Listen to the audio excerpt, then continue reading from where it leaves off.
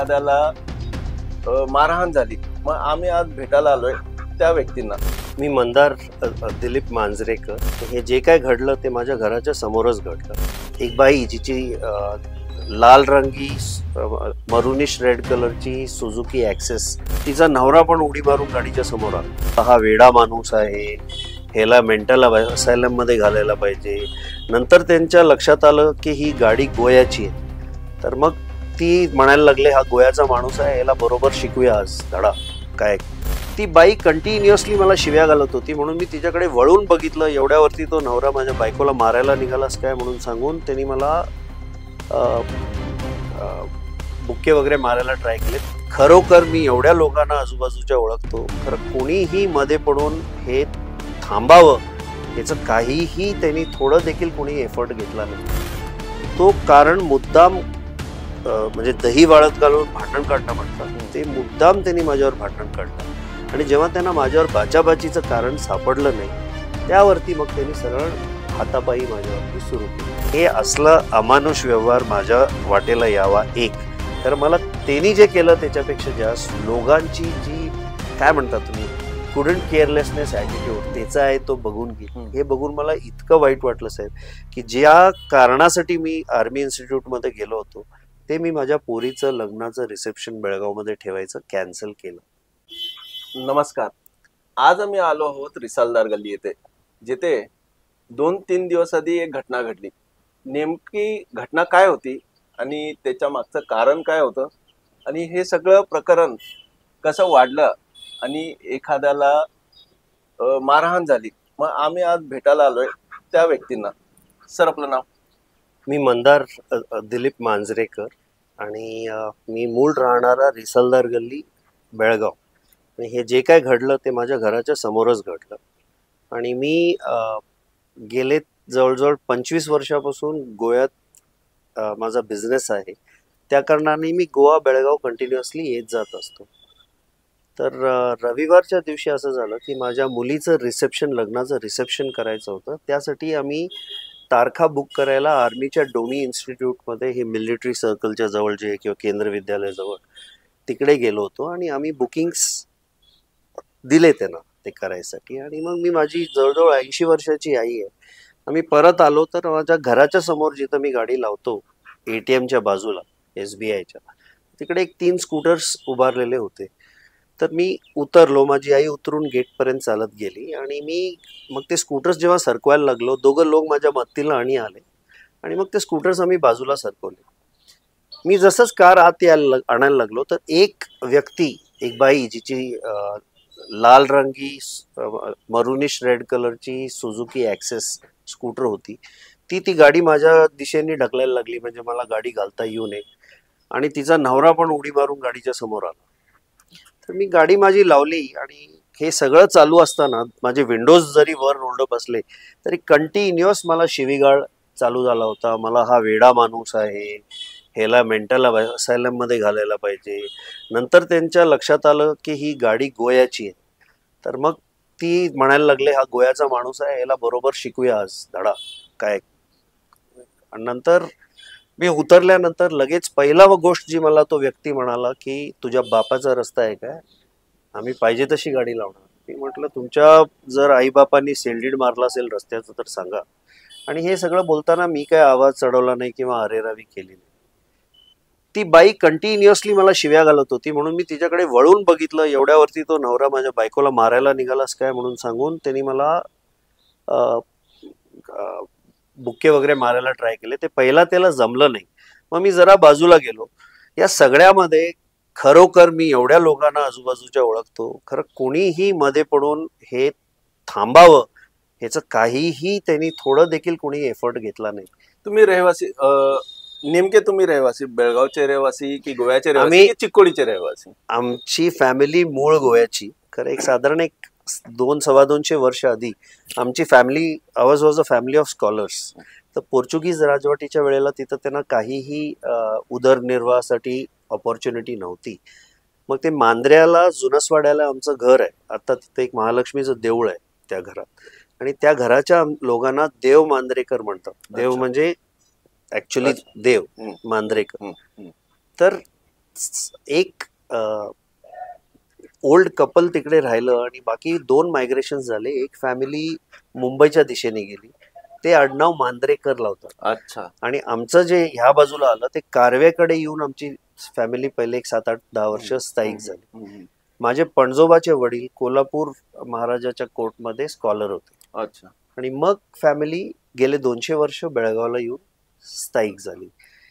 माझे आजोबा 100 वर्ष आधी चिक्कोडीला वकिली प्रॅक्टिससाठी शिफ्ट झाले. आणि तुम्ही जर आमचा पत्ता चिक्कोडीचा विचारला तर आमचा घर नंबर 1 आहे चिक्कोडी. का म्हणजे माझ्या आजोबांनी ते जरी वकील असले ते आपल्या पॅशननी इंजिनियर होते, तर त्यांनी पहिलं सिमेंट कॉन्क्रीटचं घर त्या बाजूचं माझ्या आजोबांनी स्वतः बांधलं. म्हणून जेव्हा म्युन्सिपाल्टी झाली त्यांनी सर्वे केला फर्स्ट प्लॅन्ड हाऊस, आणि म्हणून आमचं घर नंबर 1 आहे. आता तुम्ही बेळगावात म्हणजे किती वर्ष झाले तुम्ही स्थायिक बेळगावचे? माझे वडील आर्मीमध्ये होते, त्या कारणाने माझं शिक्षण जिथं कुठं माझ्या वडिलांची बदली झाली. 1ली ते 12वीच्या मध्ये मी 8 शाळा बदलली. माझं सगळ्यात जास्त शिक्षण 6 वर्ष काश्मीरमध्ये झालं. अच्छा. त्याच्यानंतर मी 12वी दिल्लीहून केली आणि 3 वर्ष माझं शिक्षण नॉर्थ ईस्टमध्ये म्हणजे आसाम आणि वेस्ट बेंगॉलच्या बॉर्डरवर बिनागुरी म्हणून एक जागा आहे तिकडे झालेलं आहे. 12वीला मी इथं गोगटे इन्स्टिट्यूट ऑफ इंजिनिअरिंगमध्ये मी इलेक्ट्रॉनिक्स 1986 ते 1990 हे केलं, माझं इंजिनिअरिंग केलं. आणि त्याच्यानंतर 2 वर्ष मी हैदराबाद सिकंदराबादमध्ये एक्सपिरियन्स घेतला कम्प्युटर हार्डवेअर या फील्डमध्ये. 1994 जानेवारीमध्ये मी स्वतःचा बिझनेस बेळगावमध्ये सुरू केला, आपल्याच घरातनं आम्ही जिथं बसलोय तिकडे. आणि मग 1 वर्ष झाल्यानंतर मी दत्त कॉम्प्लेक्स कडोलकर गल्लीमध्ये कार पार्किंग एरियामध्ये तिथे एक ऑफिस घेतलं आणि मी तिकडनं आपला बिझनेस करत होतो. खरं 1994 जून-जुलैपासूनच मला गोव्यामधनं बरेच ऑर्डर्स यायला लागले. म्हणजे माझं कम्प्युटर्समध्ये पण माझा कम्प्युटर मॉनिटर्सच्या डिस्ट्रीब्युशन आणि UPS सिस्टमचा व्यवसाय होता. तर डायरेक्ट कंपनीचे जे माझे फॅक्टरीज होते मायक्रोटेक आणि प्रोव्ह्यू 2 कंपनीज, त्यांच्या फॅक्टरीज परवानू म्हणून शिमलाच्या जवळ एक टॅक्स फ्री झोन होता. तर त्यांना डायरेक्ट तिकडनं ते मॉनिटर्स बिलिंग व्हायचे. ते माझ्याकडनं यासाठी घ्यायचे की त्यांना त्याच्यासाठी आफ्टर सेल सर्व्हिस मिळायची. आणि गोव्याच्या हवेला मॉनिटर्स खास करून आजच्या तारखेत LED मॉनिटर्स पण खूप फेल होतात. म्हणजे जर तुम्ही एक बॅचचे अर्धे मॉनिटर्स बेळगावला आणि अर्धे गोव्यात दिले तर 5 टाइम्स फेलियर रेट आहे गोव्यात हवेमुळे. म्हणजे हवेत आर्द्रता, गरमी आणि धूळ आहे. त्यामुळे आर्द्रता आणि धूळच्या चिकट मिक्सचरमुळे जिथं जिथं हाय व्होल्टेज असतं तिथं लिकेज आणि ह्याच्यामुळे जास्त फेलियर होतं. हे नेमकं तुमचं कनेक्टिव्हिटी गोव्याशी, बेळगाव आणि गोव्याशी, मग ह्या तुमच्या बिझनेस कारणाने ही टोटली बिझनेस कारणाने. मग तुमची गाडी ही गोवा पासिंग आहे? होय, का म्हणजे माझा बिझनेस तिकडे रजिस्टर्ड. मग तुम्हाला नेहमी ट्रॅव्हल करावं लागायचं, त्यासाठी तुम्ही गाडी तिथून घेतला किंवा कसं हे काही झालं मग तुमची गाडी नंबर प्लेट? मी 7 लाख किलोमीटर गाडी चालवले साहेब गेल्या 30 वर्षात, ज्यापैकी 6.5 लाख फक्त बेळगाव गोवा रोडवरती आहे. आता नेमका मुद्दा असा झाला की तुम्हाला मारहाण झाली, तुमच्यासोबत हे झालं. त्यात एक गोष्ट आम्हाला ज्या पद्धतीनं कळाली ती अशी होती की हा माणूस आलाय गोव्याहून. म्हणजे गोव्याची गाडी नंबर प्लेट बघितल्यावर त्यांना असं वाटलं की ही इज आउटसाइडर, म्हणजे गोव्याहून आलाय. मग हाऊ कॅन ही, तुम्ही आम्हाला कसं सांगू शकता की आम्ही रहिवासी आहे, ज्यांनी तुमच्यावर हल्ला केले ते बेळगावचे रहिवासी असे आहे. मग तुम्हाला म्हटलं त्यांना वाटलं की तुम्ही गोव्याचे, तर how can you say them की माझी गाडी जायला द्या, we are from here and how you can guide us, आमच्यावर तुम्ही कसं सांगू शकता? ह्या मुद्द्यावरून ही गोष्ट अशी झाली किंवा त्यांना ही माहित नव्हतं. माझ्या मते ऍक्च्युली साहेब मुद्दा हा होता की आपल्याला एक चान्स मिळतो एका माणसाला वरती हिरोगिरी करायचा, आणि ह्या पर्टिक्युलर केसमध्ये कुठलंही पार्किंग इश्यू नव्हता. मी जिथं कार लावत होतो तिथं बँकेच्या किंवा कस्टमरच्या गाड्या उभ्या राहायचा प्रश्नच नव्हता. मला गाडी आडवी येत होती म्हणून एकदम रीतसरपणे ती गाडी सरकवण्यात आली आणि मला दोघा व्यक्तींनी मदत केली. मी गाडी ती सरकून झाल्यानंतर माझी गाडी आत आणत असताना, का म्हणजे माझ्या मागे पूर्ण तुम्हाला माहिती आहे रिसलदार गल्लीमध्ये ट्रॅफिक ब्लॉक झालेलं, तर मी गाडी आत आणत असताना ती लाल रंगाची सुझुकी ऍक्सेस स्कूटर मुद्दाम माझ्या दिशेने ढकलण्यात आली आणि त्याचा फुटरेस्ट किंवा काहीतरी माझ्या गाडीच्या टायरला टच झाला असेल, आपटली का नाही माझ्या गाडीला, तो कारण मुद्दाम म्हणजे दही वाळत घालून भांडण काढणं म्हणतात, ते मुद्दाम त्यांनी माझ्यावर भांडण काढलं. आणि जेव्हा त्यांना माझ्यावर बाचाबाचीचं कारण सापडलं नाही, त्यावरती मग त्यांनी सरळ हातापायी माझ्यावरती सुरू केली. आणि फ्रँकली स्पीकिंग साहेब, मी फक्त बेळगावचाच नाही आहे, मी एका सिनियर आर्मी ऑफिसरचा मुलगा आहे. And I have a licence .32 weapon also which I carry with me when ever it is required. म्हणजे असली सगळी दादागिरीला बळी पडणं किंवा त्याच्यासमोर घाबरून जाणं हा माझा स्वभावही नाही आहे, अपब्रिंगिंगही नाही. मला जे ओळखतात ते सांगू शकतात. But at the same time लोकांच्यावर हुज्जत घालून भांडण उरकून काढणे हाही माझा स्वभाव नाही. तुम्ही कोणालाही विचारू शकता. मला आता बेळगावमध्ये जवळजवळ 40 वर्ष लोक प्रॉपर 86 पासून बेळगावमध्ये ओळखतात. गेले 30 वर्ष लोक मला नीट गोव्यात ओळखतात. तुम्ही कोणाकडेही रॅन्डमली जाऊन माझ्याबद्दल माहिती घेऊ शकता. कारण कोणालाही तुम्ही विचारलं तर खऱ्यासाठी आणि जे पाहिजे त्याच्यासाठी मी 100 लोक समोर थांबले तरी त्यासाठी उभारणारा माणूस आहे. तुम्ही कोणालाही जाऊन माझ्याबद्दल आम्ही ऐकलंय, ही गोष्टी ऐकले की हे जे तेढ किंवा ह्या पद्धतीचे इश्यूज निर्माण होतात किंवा आधीपासून होत आले, तुम्ही खूप वेळा ह्या गोष्टी सॉल्व्ह झाले पाहिजे का? म्हणजे पब्लिक मध्ये एक कुठल्या पद्धतीने रोष असतो, ते असं भांडणात निर्माण न व्हावे ह्यासाठी तुम्ही आधी मी गोव्यामध्ये खूप खूप म्हणजे मला सुद्धा हातावर डोसे पडले मध्ये पडायसाठी. म्हणजे काही जोरात मारलं नाही गेलं, खरं प्रेमानेच लोकांनी विचारलं तुला काय लेणं देणं आहे. हे बाहेरगावचे म्हणजे गोव्यात बायले म्हणतात त्यांना, हे बायले लोकांसाठी, घाटी लोकांसाठी तू कशाला झगडतोस. तर कमीत कमी एक about 80 to 90 cases at least over last 30 years in Goa, I have stopped from escalating. Similarly एक 15-20 केसेस ह्या साईडला पण जे गोव्याचे लोक आलेले असतील तर मी इथं तंटे माझ्या जेवढं मला जमत होतं मी सोडवलेले आहेत. मध्ये रस्त्यामध्ये सुद्धा येत असताना जात असताना आता सगळे लोक माझ्या ओळखीचे झाले. चोरला म्हणा, तिलारी म्हणा, आंबोली म्हणा, त्या कारणाने एक आपुलकी आहे. तर जरी भांडण असेल किंवा कोणाची गाडी ब्रेकडाऊन झाली असेल तर होऊ शकतं तेवढं मी माझ्या वतीने, म्हणजे ऍक्च्युअली डेंजरस आहे रस्त्यामध्ये असं गाडी थांबून कोणाची एकांतात हे करणं, सापळाही असू शकतो, ओळखीचेही नसतात. खरं ते सुद्धा म्हणजे तुम्ही ह्या 30 वर्षात भरपूर मी केलेलं आहे. आणि हे असला अमानुष व्यवहार माझ्या वाटेला यावा एक, कारण मला त्यांनी जे केलं त्याच्यापेक्षा जास्त लोकांची जी काय म्हणता तुम्ही कुडंट केअरलेसनेस ॲटिट्यूड त्याचा आहे तो बघून गेली. हे बघून मला इतकं वाईट वाटलं साहेब की ज्या कारणासाठी मी आर्मी इन्स्टिट्यूटमध्ये गेलो होतो ते मी माझ्या पोरीचं लग्नाचं रिसेप्शन बेळगावमध्ये ठेवायचं कॅन्सल केलं. जिथं माझ्यावरती घडलं ते बोलवलेल्या गेस्टवरती जर झालं तर कोण रिस्क घेणार साहेब. मी इथं ऑलमोस्ट फायनलाइज केलेत प्लॅन्स. तुम्ही कामकर साहेब म्हणून आहेत, त्यांना जाऊन भेटू शकता. मी इथं माझ्या वरच्या फ्लोअरवरती एक टेक्नॉलॉजी सेंटरचं पूर्ण डिझाईन घातलेलं आहे. पैसे सुद्धा दिलेले आहेत, इनपुट झालेत, ऑलरेडी इक्विपमेंट आलेलं आहे. खरं I have cancelled that plan also. हे माझं गाव नव्हे. जिथं लोकांना आपुलकी आणि किंमत नाही त्या जागेला राहण्यात काही अर्थ नाही. त्या कारणाने साहेब हे सेंटर सुद्धा आय हॅव ऑलरेडी अप्लाइड. यात मी 3 दिवस मी काही याच्यावरती ऍक्शन घेतली नव्हती. काल मी माझ्या कन्सल्टंटला सांगून हे जे ऍप्लिकेशन इथं गेले होते ते इकडचे विड्रॉ करून मी गोव्यामध्ये अप्लाय करायला सांगितले. हे टेक्नॉलॉजी सेंटर इतकं इलेक्ट्रॉनिक्स आणि कम्प्युटर सायन्सच्या लोकांना जे लेटेस्ट टेक्नॉलॉजी हार्डवेअरमध्ये आणि एम्बेडेड सिस्टम्समध्ये जी मिळाली असती ती मी तुम्हाला लिखित देऊ शकतो की कमीत कमी पुण्यापर्यंत दूर जायला पाहिजे त्याच्यासाठी.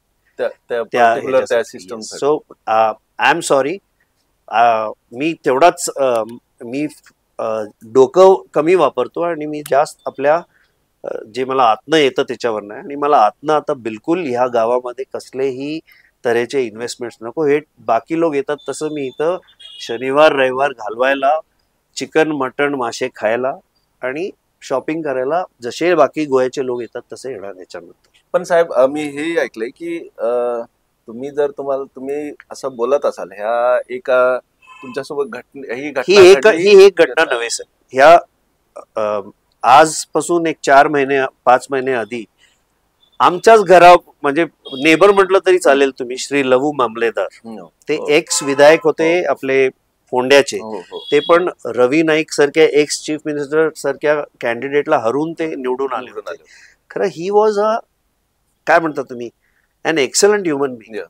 ही was a senior police officer, CID ला हेड केलं त्यांनी, आणि त्यांच्यासोबत लोकांची येऊन. मदत करणारा माणूस, अरेरावी न करणारा आणि फिट माणूस होता. एवढंच त्यांची लास्ट 2-3 वर्ष तब्येत तेवढी बरी नव्हती, नाहीतर हे ज्या माणसांनी त्यांची इथंच हो, मागे हो, खडे हो, बाजार आम्ही मध्ये मारहाण cover केली. होती ती, तर आम्ही हा, cover केली. त्यांना एक्झॅक्टली जिथं कपाळाच्या इथं मारलं गेलं टेम्पल वरती, मला पण तिकडेच ठोसे मारले गेले. कदाचित माझं वय त्यांच्यापेक्षा जरा कमी आहे, आणि मी येऊन Sustain नंतर करा. लोकांनी आणि जेव्हा मी खाली पडलो तेव्हा त्याला आणि मारायला दिलं नाही म्हणून मी बचावलं. मी नाही, आता मला म्हणजे तुम्हाला क्लिअरली सांगतो साहेब, इकडे माझं असलेले जे ऍसेट्स आहेत ते सुद्धा मी विकणार आहे. मला या गावात काही इंटरेस्ट. मग आता ह्याच्यात आता तुम्ही बोलताय ज्या आणि आणि पद्धतीने आणि एक गोष्ट सांगतो, माझे इकडचे hundreds of people are there who are calling me every second day. गोव्याला जायचा रस्ता कुठला काय करावं, हे गोव्यात जाऊन कुठल्या कारणाने अडकले, कसली मारामारी झाली, कधी हे वाईट हे झाले, तर हे ना मी रात्री 12-1 ला पण आठवतो आणि मला फोन करतात. या काळामध्ये साहेब माझ्या लक्षात बोटावर मोजणारे 4-5 लोक, आणि मला माझी विचारपूस केली असेल, सगळे लोक टाइमपास करायलेत साहेब ह्याच्यावरती, फेसबुकवरती. माहित नाही तसले लोक इथं, मला काय वाईट वाटतं, ज्यांना मी ओळखत पण नाही ते लोक मला एक पार्टी करून, मीच हे भांडण चालू करून हा नेहमीचा रस्त्यावरचा अरेरावीचा मुद्दा म्हणून दाखवायला जायले. काय शहर आहे, काय कल्चर आहे, छे. बिलकुल माझा 40 वर्षातला अनुभवातला माझा स्वतः घेतलेला अनुभव आहे. मी ह्याच्या आधी लोकांना बघितलंय ह्याच्या सामोरे जाताना. मला बिलकुल पण इंटरेस्ट नाही, आणि मला लाज वाटते की एका आर्मी ऑफिसरचा मुलगा, दुसरं तुम्ही चिकोडी म्हटलं, माझ्या आजी आजोबांनी साहेब आपलं रक्त दिले त्या गावासाठी. माझी आजी फर्ग्युसन कॉलेजमध्ये शिकलेली, 1920s मधली, तिने आयुष्यभर 1 रुपये पगारावरती RD हायस्कूलमध्ये शिकून तिकडच्या पोरांना वर आणायला बघितलं. माझे आजोबा बुडून लोक मरायचे म्हणून लहान मुलींना पोहायला शिकवणं, मुलांना क्रिकेट खेळायला शिकवणं, ह्याच्यात आपलं पूर्ण आयुष्य घालवलं. माझे काका अजूनही तुम्ही विचारा RD हायस्कूल आणि इथं किती गोरगरिबांची मदत करत आलेले लोक आहेत, आणि तुम्ही बघा त्याचं एक्झॅक्टली काय पेबॅक आहे. मी I have been in Goa much lesser या 30 वर्षात. खरं मी तुम्हाला एवढं नक्की सांगू शकतो साहेब, कुणी कधीही ना हात उगारायचा मी हे कधी बघितलंय, ना कोण असं बिहेव करते. There is a class, there is no class here sir. Third class is the correct word to use. आता सर ह्या मुद्द्यावर, आता बेळगाव आणि गोवा हे खूप कनेक्टेड आहे. ह्याच्यात बिझनेस असू दे किंवा ट्रॅव्हल असू दे किंवा सुट्टीसाठी तिकडचे लोक इथं येतात, इकडचे लोक तिथं जातात. मग ह्या गोष्टींना घेऊन हे दोन्ही कनेक्टेड खूप आहेत. मग हे ज्या पद्धतीनं असे रोड रेजेस होतात किंवा छोट्याशा गोष्टीवरून काही असे मुद्दे होतात, मग ह्याचा परिणाम जे येणारे ट्रॅव्हलर्स आहेत किंवा शॉपिंगसाठी खूप लोक येतात, मग ह्या गोष्टींवर ह्याचा परिणाम कसा भरपूर परिणाम झाला साहेब. तुम्ही इकडच्या व्यापाऱ्यांना जाऊन विचारा, maximum diversion of business has happened towards Hubli and to Kolhapur. Today people are not preferring to come to Goa, except ज्यांना बेळगावचं खाणं पिणं आणि हवा आवडते ते येतात. खरं व्यापारिक दृष्ट्याने तुम्ही जर मुद्दाम जाऊन खडे बाजारमध्ये सर्वे घेतला, कॉलेज रोड पासून सुरू करा, भयंकर गोवन कस्टमर्स इथं कमी झालेले आहेत. आज मला तुम्ही सांगा, आजच्या काळात, ऑनलाईनच्या काळात कोल्हापूरनी स्वतःला खूप अपग्रेड केलंय साहेब गोवन कस्टमरसाठी, आणि ज्या काइंडचे ते आता मार्केटिंग कॅम्पेन्स चालवायलेत, हुबळी नाही करत आहे, खरं जे कोल्हापूर करायला आहे. खरोखर सांगतो, तुम्ही बघा साहेब, हे सगळे ज्या मुद्द्यावरती हे बसून नुसतं पैसे खाण्याचं काम आणि आराम बसण्याचं काम चालू आहे, ह्याचे प्रतिसाद काय होता. आता मला इथं मारलंय, मी तरी कुणाला भडकवलं नाही. खरं आता तुम्ही किती लोक इकडचे तिथं धुतले झालेत बघा तुम्ही. मला पोलिसांनी बोलवलं होतं स्टेटमेंट द्यायसाठी. मी म्हटलं जोपर्यंत तुम्ही या लोकांना तब्बल अरेस्ट करून माझ्या समोर आणत नाही तोपर्यंत मी कसलेही स्टेटमेंट्स देणार नाही. आणि खरं सांगतो, तुम्हाला सोडून मी बेळगावमध्ये कोणालाही इंटरव्ह्यू दिलेला नाही. नाही साहेब, मी 2-3 दिवसापासून माझा विश्वासच नाहीये या सिस्टम वरती. हे लोक, आता खरं म्हटलं तर माझं हे म्हणणं आहे की जावा, मरू द्या, जसं आहे तसं लावा, तुम्ही तुमची कर्म आणि तुम्ही जगा. हे कसली स्मार्ट सिटी साहेब, ही घंटीचंद सिटी आहे, काय smart city.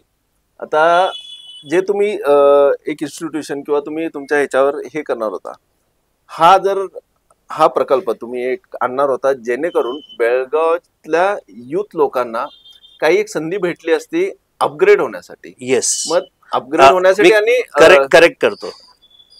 Upgrade from the point of view of respectable employability. हो. म्हणजे इकडनं ते जेव्हा जाणार तेव्हा त्यांची इंडस्ट्रीला गरज आहे. गरज. आज इंडस्ट्रीमध्ये कोणाकडे टाइम नाही साहेब 1 वर्ष 6 महिने शिकवत बसायला कोणाला. हम्म. तर I was planning to at least have 20 to 25 apprentices at one time, जे ना एक 6 महिन्याचा 3 महिन्याचा असे 2 प्रोग्राम्स मध्ये. आमचे रेग्युलर स्टाफ तर असणारच, आम्ही काय नवशिक्यांच्या हातात लोकांच्या गोष्टी देणार नाही. खरं त्यांना absolutely they would be in line with what hi tech industry is. तर आता इट्स ओके, मी नाही तर आणि कोणतरी येईल, लेट्स सी. खरं मी तरी नक्की येणार नाही हे नक्की आहे सर. आणि मी इथं म्हणजे उद्या म्हातारा झालो, रिटायर्ड मॅन्स लाईफ पण स्पेंड करायला मी या गावात येणार नाही. हे माझं फक्त स्टेटमेंट नाही आहे. तुम्ही हे घर बघा, माझ्याकडे 4000 स्क्वेअर फीटची टेरेस आहेत. खरं तरीही माझी इच्छा नाही सर. मी ह्याच्यापेक्षा जास्त मी आरामात I would like to peacefully stay in Goa. आणि इथं मी आता ह्याच्यानंतर विकेंड्स पण स्पेंड करायला येणार नाही. फारच काय गरज असेल, काय काम आहे, काय टॅक्स भरायचं हे ते तेव्हा येणार. मला बिलकुल पण रस नाही इथं यायचं. पण आता हे सगळी आता ही गोष्ट घडली आहे, मग ह्याच्यावर तुमचं आता टेक काय? म्हणजे आता तुम्हाला डिमांड काय आहे? म्हणजे ह्याच्यावर काय ऍक्शन्स काय? बघा साहेब, दोन गोष्टी मी सांगू शकतो सिंपल. आता आम्ही राहतो, आमच्या समोर आधीचं कॉर्पोरेशनचं ऑफिस होतं. आता तिथं तहसीलदार ऑफिस आणि कॉर्पोरेशनचे थोडे रेकॉर्ड रूम्स वगैरे आहेत. हे लोक तब्बल पार्किंगची स्पेस आत असताना गेट बंद करतात. इथं येणारे सगळे लोक इथं ह्या पूर्ण गल्लीमध्ये आमच्या घराच्या आणि आजूबाजूच्या 2 जागेला म्हणजे स्टेट बँकच्या समोर आणि आजूबाजूला पार्किंग करून अरेरावी करत असतात. इथं येणारे लोक पण जास्त, जे रोज येतात ते लोक, कस्टमर त्यांचे कमी असून एजंट लोक जास्त आहेत. आणि जमिनीच्या बाबतीत रेव्हेन्यूचे एजंट कसे असतात हे मी तुम्हाला सांगायला नको. त्यांचं काय बॅकग्राऊंड असते, ओवाळून टाकलेले लोकच ह्या लाईनमध्ये आहेत. ह्या लोकांशी आम्हाला हे लोक इंटरफेस करतात. हे ना पोलीस जाऊन एकदाही सांगत नाही की तुम्ही गेट उघडं ठेवा. आत कमीत कमी 100 टू व्हीलर्स थांबू शकतात एवढी जागा आहे. हॅरेस करू नका, कोणी करत नाहीत. नो पार्किंगचे 2 बोर्ड होते, 2 वर्ष झाली इकडनं गायब करून ठेवलेले आहेत. हा 100 मीटरचा झोन नो पार्किंगचा होता. हे आता कोण समजवणार आणि कोण एकटा? ह्या आधी तुम्ही कधी इथं जे पार्किंगचा इश्यू होतो का? म्हणजे हा रोड खूप नॅरो आहे. मी साहेब भरपूर वेळा ही गोष्ट गेले खडेबाजार पोलीस स्टेशन मध्ये जाऊन सांगितलेली आहे, रिक्वेस्ट केलेला आहे. आज उद्या बघूया करूया. खरं आजपर्यंत कोणी जाऊन त्या समोरच्या तहसीलदार ऑफिसमध्ये असलेल्या लोकांना रिक्वेस्ट केलेलं नाही की ते गेट उघडं ठेवा. मी आपल्या हाताने ते गेट खूपदा उघडलंय. खरं बंद करून त्याला दोरीनी बांधलं जाते म्हणजे माणूस जाऊ शकतोय तिकडनं. खरं सायकल सुद्धा पास होणार नाही. हे आता हे तुम्ही सांगा, गव्हर्नमेंटच्या ऑफिसेसचा जर हा हाल आहे आणि एवढी जर काय म्हणता तुम्ही, they couldn't careless for the people who are coming there आणि आपला सगळं दुसऱ्यावर ढकलून मोकळे झालेत, हे काय इकडचं आम्ही बघणार आहे आणि कोणाला सांगणार आहे? कुणाला सुधारवायला चालू आहे? जो माणूस झोपलेला आहे त्याला तुम्ही जागा करू शकता. जो ऍक्टिंग करायला झोपलेल्याची त्याला तुम्ही कोणाला जागू करता? आणि मी काय समाज सुधारक नव्हे साहेब, मला याच्यात काही इंटरेस्ट नाही. तरी तुम्ही कधी हे रोडवर इथं जे इश्यूज होतात, पार्किंगचे इश्यूज होतात, हे घेऊन तुम्ही फक्त पोलीस डिपार्टमेंट सोडून सिटी कॉर्पोरेशनशी कधी रिक्वेस्ट लेटर केलाय किंवा कधी विचारलं? हे मी तुम्हाला एवढं नक्की सांगू शकतो की आय कीप व्हिजिटिंग हिअर. म्हणजे माझ्याकडे माझा वर्किंग डे सोडून इकडे या गोष्टी फॉलोअप करायला खरोखर वेळ नाही. बट तुम्ही इथं कुणालाही विचारू शकता. म्हणजे तुम्ही पोलीस स्टेशनकडे विचारा, नाहीतर इकडच्या लोकांना विचारा, खाली बँकेत जाऊन विचारा. किती ह्या गोष्टी टुवर्ड्स मी प्रयत्नशील आहे आणि किती मी माझे एफर्ट्स घातलेले आहेत. इथपर्यंत की लोक विचारतात की बाबा तू कशाला पंगा घेतोस, तू कशाला इथं हे ज्या टाईपचे लोक इथं समोर येतात तू त्यांच्याशी कशाला पंगा घेतोस. आता हे करून करून साहेब शेवटी see there is a culture of a particular place. The culture of a place here is become shitpot sir.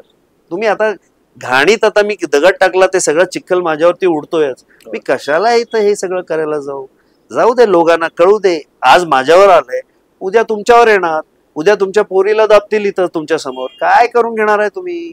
माझ्यात ताकद तरी आहे, तुमच्यात काय असणार आहे? 90% ऑफ यू पीपल हे पोरीला गप बस म्हणून तुम्ही जाऊन पोरीला छेड काढलेली तुम्ही कंप्लेंट सुद्धा करणार नाही असले लोक आहात. तू आता हे असे मुद्दे नेहमीच घडत आलेत किंवा सिटी असू दे. आणि ह्या सिटीमध्ये आणि एक गोष्ट सांगतो, इकडे सगळे त्या गल्लीत कल्चर्ड लोक राहतात साहेब. इथं आमच्या बाजूला बघा कमीत कमी 125 वर्षापासून नेबर आहे बाजूला, वाहिद शेख म्हणून राहतो इथं या बाजूला. अहो कधी एका गोष्टीसाठी आमच्या घरी काही झालं, काय बनवलं, आम्ही तिथं पाठवतो. त्याची काहीही त्याच्या घरी काही चांगलं केलं असेल तर इथं आमच्या घरी पाठवलं जातं. ईद असू दे, आमचं काही असू दे, गणपती, पुरणपोळ्या, दिवाळी, इतके चांगलं म्हणजे सौख्य एवढं आणि सौहार्द आहे. आपुलकीने सगळ्यांची तुम्ही आहे, फक्त माझी आहे त्यांच्या बरोबर म्हणून म्हणत नाही. या गल्लीत एकंदरीत तिथं ते उप्पिन फॅमिली राहतात, ते डॉक्टर्स आहेत, एकदम कल्चर्ड लोक आहेत. तुम्ही जाऊन विचारा, शेवटपर्यंत ते ह्या गल्लीला आधी उप्पिन गल्लीच म्हणायचे साहेब. अर्धी घरं उप्पिनची होती. तिथं रामकृष्णाचं मिशनचं हे आश्रम आहे. काय ऍटमॉस्फिअर आहे आणि काय बनवून ठेवलंय साहेब. आणि नोबडी इज बॉदर्ड. फक्त मी किती पैसा बनवणार, मला किती देणार, ह्याच्या पलीकडे ह्या शहरात काहीही होत नाही साहेब. आणि कोणाला पडलं नाही. आणि नावाला प्रत्येक गोष्टीला कन्नड मराठी पुढे करायचं. कोणाकडे सवड आहे साहेब? प्रत्येक माणसाला कानडी येते. मी गोव्यात बसून पण मला कानडी येते.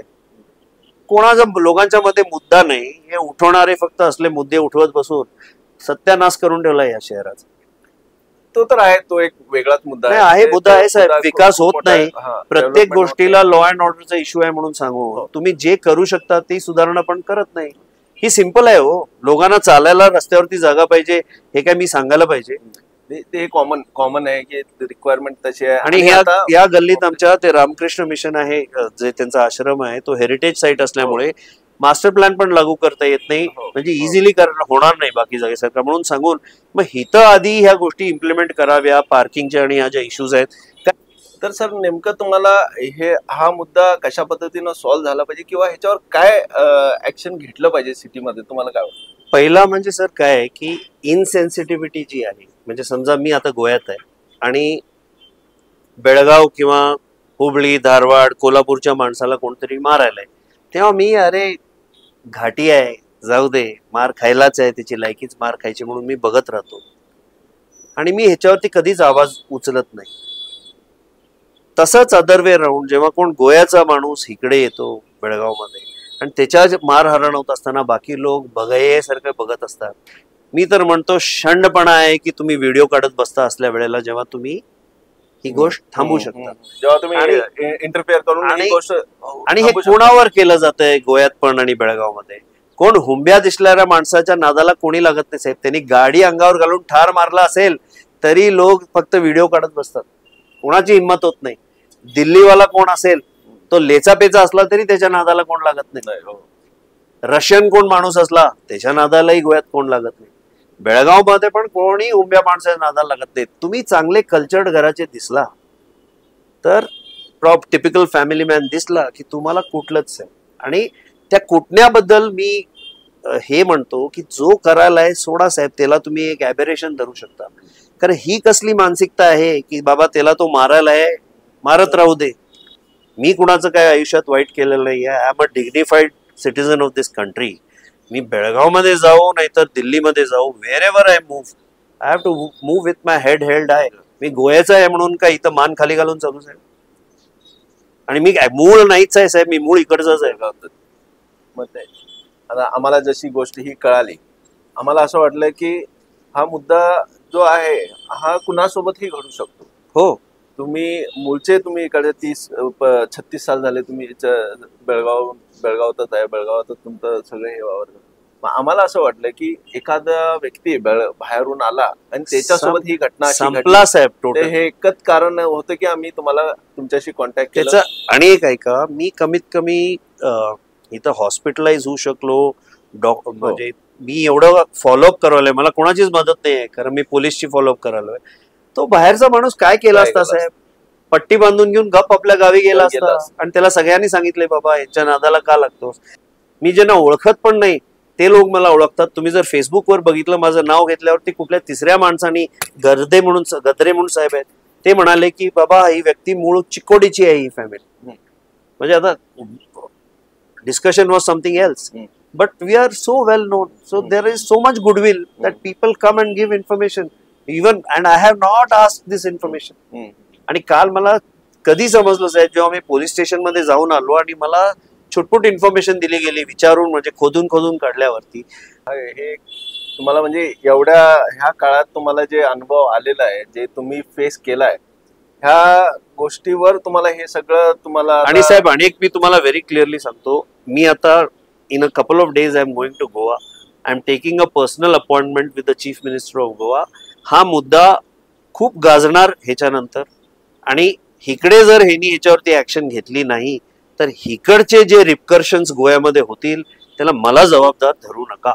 लास्ट एक मेसेज पब्लिकला तुम्हाला काय मेसेज देते? हे तर झाले हे डिपार्टमेंट. पब्लिकला सर मी एवढंच सांगतो की थोडस कम्पॅशननी जे लोक येतात टुरिस्ट किंवा बाहेरचे लोक त्यांना ट्रीट करा. आणि मी जे बोलतो ते बेळगाव एज वेल एज गोवा दोन्हीला बोलायला कम्पॅशननी ट्रीट करा. या हाणामारी कोणाला करायला देऊ नका. आणि कोण करत असेल तर एन्श्युअर दॅट तुम्ही तुमच्या कॅपॅसिटीमध्ये ती स्टॉप करू शकता. कोणतरी एकटं पोलिसला डायल करा.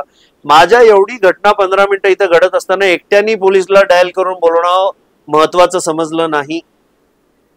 ते साफ निघून गेले. कुणी एकट्यानी गाडी नंबर सुद्धा नोट केला नाही. आणि ते एकच मुद्दा मिळाला पोलिसला म्हणायला की आम्ही हुडकालोय. एकंदरीत पब्लिक पण थोडीफार ह्या गोष्टीत थोडं नाही काय म्हणतात त्याला, मी मला मराठीत तो शब्द हे होत नाही झालाय, ज्याला म्हणतात ना इनसेन्सिटिव्ह. आणि दुसऱ्याचा आहे तो भरून बघून घेईल. हे चेंज हे ऍटिट्यूड चेंज झालं पाहिजे. हे तुमच्यावरही घडू शकतं. मला आणि जर समजा तो आमच्या कॅन्टीनचा बाजूचा मंजुनाथ मूल्य जर तो मंजुनाथ कॅन्टीनचा येऊन त्यांनी मध्ये स्वतःला घातलं नसतं तर मला आणि 2 बसले असते तर माझं पण सेम लघु मामलतदारची केस झाली असती. मीही तिथं मेलो असतो किंवा परमनंट अधू झालो असतो. त्याला कोण जबाबदारी घेतली असती? हे हु म्हणून काय 4 टेक्स्ट आणि त्याच्यानंतर आमचे कॉन्डोलन्सेस एक्सेप्ट करा म्हणून माझ्या घरच्यांना मेसेज आले होते. नाहीतर आणि काय केले असते? आणि काहीही नाही. आणि I am more hurt and म्हणजे मला फील हे जे मी कॅन्सल वगैरे केलं हे पोलीस आणि ह्यांचं साठगाठमुळे नाही केलं साहेब. हे मी केलं for seeing the insensitive of the people. I am convince sir that I don't belong here. I have माझे आयुष्याचे मी पूर्ण भारत फिरलेलो आहे. काश्मीरला मी आता तुम्हाला फोन लावून देतो. जो माझा 10वीचा बॅचमेट 1984 पासून मला भेटलेला नाहीये. तुम्ही प्रेम आणि आत्मीयता आता बघा कुठं आहे इथं. कशाला आमचं बेळगाव बेळगाव म्हणून मोठेपणा करायचं? जे सत्य आहे ते सांगायचं साहेब. मला काय कोणाची पडलेली नाही. घ्या नाहीतर तुम्ही असंच राहा आणि असंच तुम्ही मार खात राहा आणि येऊन आणि गोव्यासारख्या ठिकाणी येऊन आणि मालिश करून घ्या. एवढंच मी सांगू शकतो सर. आणि मला माफ करा मी थोडं काय म्हणतात जरासं तुम्हाला वाटेल मी रफली बोललोय खरं. I have conveyed my feelings to you. मी समजू शकतो. हे तर मागचं कारण ही का म्हणजे आपल्या जनतालाही कळायला पाहिजे की हे ह्या पद्धतीनं बोलतायत किंवा जे इथून सोडून जायची गोष्ट ही करतायत आणि अशी काही घटना घडली की तुम्ही स्वतःहून ऍक्शन घ्या हे बोलताय. हे तर कारण हे आहे एक व्यक्ती जो गेले 40 वर्ष आपला वेळ किंवा आपलं जेही असेल ते बेळगावात किंवा ते जिथं राहतो तिथं घालवलं असेल त्यांना व त्यांच्या सोबत अशी घटना जेव्हा घडते मग तेव्हा त्या व्यक्तीला आजपर्यंत एवढी दुखापत होते. फक्त शारीरिक दुखापत नाही, हे मानसिक दुखापत ही होते. त्या कारणाने माणूस अशा पद्धतीनं काही वक्तव्य करतात किंवा म्हणजे जे ज्याला म्हणतात इनटॉलरन्स, ते कंट्रोल करू शकत नाही. त्यामुळे मंदार सरांनी ज्या पद्धतीने त्यांचे भावना त्यांनी व्यक्त केली. असं नाही की कुणाचे सेंटिमेंट्स हर्ट करावे किंवा कुणाला त्याने मनाला दुःख व्हावं असे नाही. त्यांचे जे व्यथा होती त्यांनी जे फेस केले हे 4 दिवसात, ह्या 4 दिवसात जेही घडलं आणि त्यांना जे या 4 दिवसातनं जावं लागलं. त्यांचे आई 80 वर्षाचे आई आणि ती थांबली होती तिच्या डोळ्यासमोर, त्यांच्या डोळ्यासमोर. त्यांच्याशी आमचं बोलणं झालं. तेही बोलले की ह्याला ज्या पद्धतीनं बुक्की आणि कानपट्टी मारले जात होते मग तेव्हा तेही थांबले होते. तर हे एक असं होते की आईच्या समोर एक मुलाला आणि ह्या वयात असं हे घडत असताना हे साहजिक गोष्ट आहे की आमच्यात तुमच्यात सगळ्यांच्यात मधनं ही अशा पद्धतीनं एक भावना निघून येते आणि ह्या पद्धतीनं बोललं जातं. तर लोकांना, बेळगावच्या किंवा गोव्याच्या लोकांना हे एकच एवढी विनंती आहे की जेव्हा तुम्ही ट्रॅव्हल करता किंवा तुम्ही कुठल्या इतर राज्यात जाता किंवा इतर सिटीमध्ये जाता तर अशा काही घटना घडल्या तर एक तरी पहिला हे विचार करा की आपण सोडवावं किंवा ही घटना घडूच नये. कसं आहे एकंदरीत एक दुसऱ्यासोबत मिळून किंवा एक दुसऱ्याला समजून घेऊन तर आपले गेस्ट आहेत तर गेस्टला सोबत हे तरी गेस्ट नाही आहेत हे मूळचे रहिवासी इकडचे यांच्यासोबत असं घडत असेल तर बाहेरच्यांसोबत जर असं घडलं तर आपल्या शहराचं नाव बिघडतो, दुसऱ्या स्टेट्समध्ये आपल्या राज्याचं नाव बिघडतो. मग हे झालं नाही पाहिजे. लोकांनीही काही गोष्टी समजून घ्यायला पाहिजेत की अंडरस्टँडिंगनं सॉल्व्ह केलं की हे मुद्दा एवढा मोठा होणारही नाही. आणि मुळात म्हणजे कुणाच्या जीवनाशी त्यांच्या रिस्क येऊ नये का. म्हणजे मामलेदारांचा आता हल्लीच हा प्रकरण झाला होता, दुर्दैवानं त्यांचं ह्या घटनेमुळे मृत्यू झाला. सरांसोबतही असंच घडलं, पण काही लोकांनी मध्ये मध्यस्थी केली, तेही त्यांचे आजूबाजूचे होते, पण काही लोक बघतच थांबले होते असे त्यांचं म्हणणं आहे.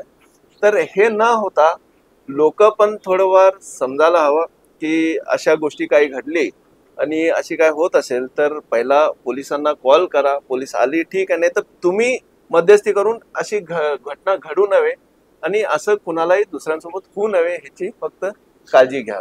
तर जे पार्किंगचा इश्यू आहे किंवा पार्किंग बद्दल काय, त्याच्यावर नेमके काय पावले उचलले पाहिजे किंवा काय झालं पाहिजे, ह्याच्यावर तुमचं काय. साहेब, मी एक अमर कुमार पांडेचं स्टडी जे बघितलेलं, जे त्यांनी इम्प्लिमेंट केलं बँगलोरमध्ये, आणि actually it is a now a world wide study त्यांनी जे केलं होतं. आपण आता तेवढे डिटेल्समध्ये नाही जाऊ शकत.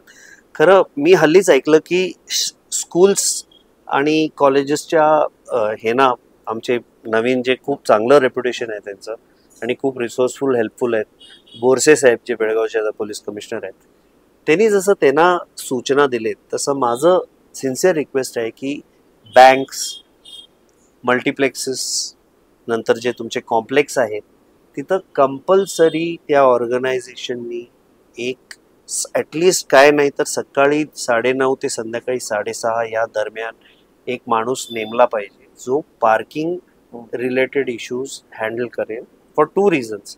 One is to avoid confrontation. Second main thing is so that vehicles can be parked properly. आता जिथं 10 गाड्या येऊ शकतात, आडव्या तिरड्या लावल्यामुळे 5 किंवा 6 गाड्या पण तिकडे थांबतात.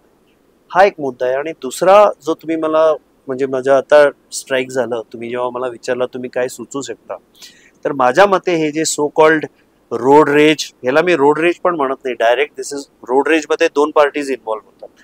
हे जे रिजनलिझम सो कॉल्ड, मी त्याला कवर्डिझम म्हणतो, ज्याच्यामुळे हे सगळे इश्यूज जे मला आता झाला हा, यामध्ये सर एक कॉमन हेल्पलाईन नंबर बेळगावसाठी आणि सेम नंबर गोव्यात पण, जो डायल केल्यावरती nearest PCR should come and without any further things immediately जो ॲग्रेसर आहे त्याला उचलून आत टाकायला पाहिजे. पब्लिकनीही मालिश करायला पाहिजे आणि पोलिसनीही मालिश करायला पाहिजे. जे काय लिगल प्रोसिजर आहे to be followed later. But if somebody is behaving in a certain way, he has to get a taste and dose of his own medicine. Being a Mahatma Gandhi in today's world is of no use. One has to be a Narendra Modi. Thank you sir, तुम्ही आम्हाला तुमचा time दिला, तुमच्या भावना तुम्ही व्यक्त केल्या. आमचा एवढंच इंटेन्शन होतं की जे तुमच्यासोबत घडलं, लोकांना काही मिसकम्युनिकेशन किंवा चुकीचे मेसेज असे गेले की तुम्ही स्वतःहून हे केलं होतं, आम्हाला ते दाखवायचं होतं की दिस वॉज नॉट ओनली दॅट की तुम्ही भांडण सुरू केला किंवा तो हे झालं. आमचा इंटेन्शन हे होता की असं घडलं नाही पाहिजे आणि हे तुमच्यासोबत घडू शकतो तर आणि कुणासोबतही घडू शकतो. आमचा तो एकच इंटेन्शन होतं, त्यामुळे आम्ही तुम्हाला कॉन्टॅक्ट. एकच मी तुम्हाला लास्ट सांगतो, you are the only person who has contacted me in this entire Belgaum city. Except a couple of my friends who have done hi-bye, nobody has actually contacted me to try to see how this can be resolved. आणि एक म्हण आहे, मला ती पूर्णपणे आठवत नाही तरी म्हणतो की अपने पहचान में सिर्फ अच्छे लोगों को और बड़े लोगों को मत रखिए, क्योंकि आपको जब जरूरत पड़ती है तो जरूरत के वक्त अक्सर ये लोग मसरूफ होते हैं. तर हे मी माझा स्वतःचा अनुभव आहे. मी 4 मुष्टंडे मित्र ठेवीन जे मला गरजेच्या वेळेला येऊन भेटतील. कारण आत्ता नंतर हे सगळे जे सोकॉल्ड मोठ्या गाड्यात फिरणारे लोक आहेत यापासून मला थँक्यू सर.